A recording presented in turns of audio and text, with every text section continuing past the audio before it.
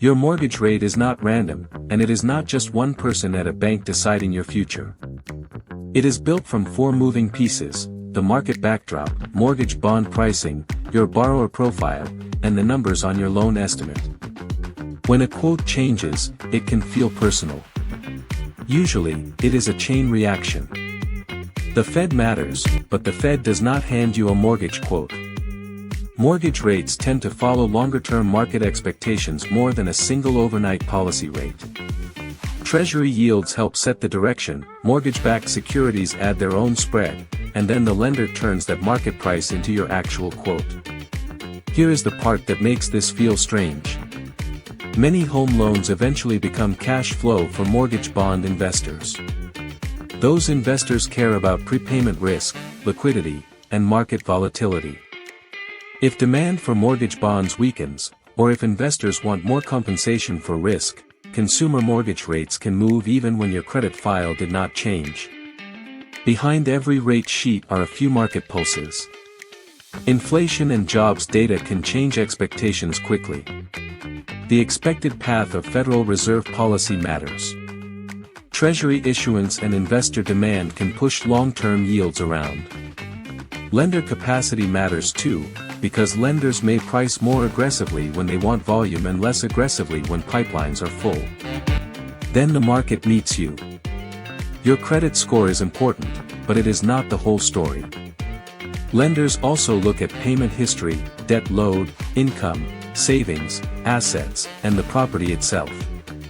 A stronger file can open better pricing tiers.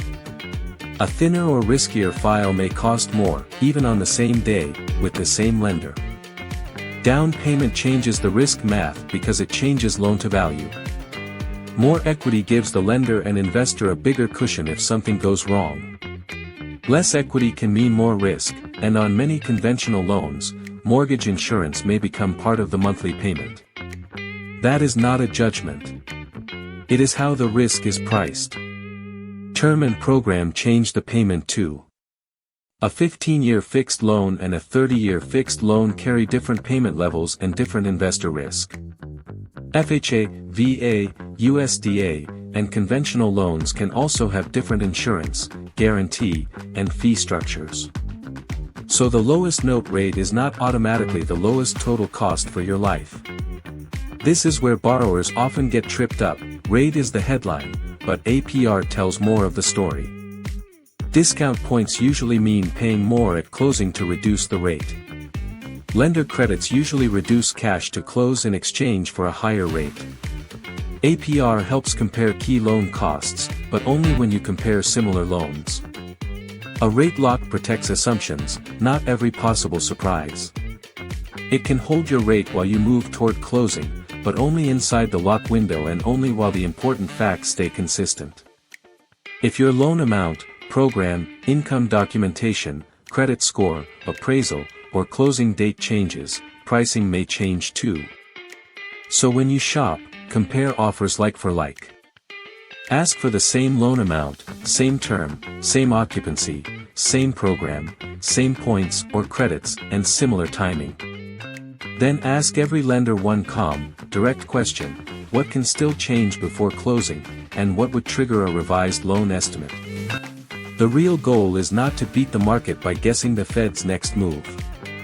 The goal is to choose a payment you can live with after taxes, insurance, maintenance, savings, and the normal surprises of life. A home should feel like a base, not a monthly panic button. Read the backdrop. Read your file. Read the loan estimate. When those three stories line up, the mortgage starts to feel less mysterious, and you can make the decision with a clearer head and a steadier heart. For tools, insights, and mortgage market updates, follow Rateshive and subscribe.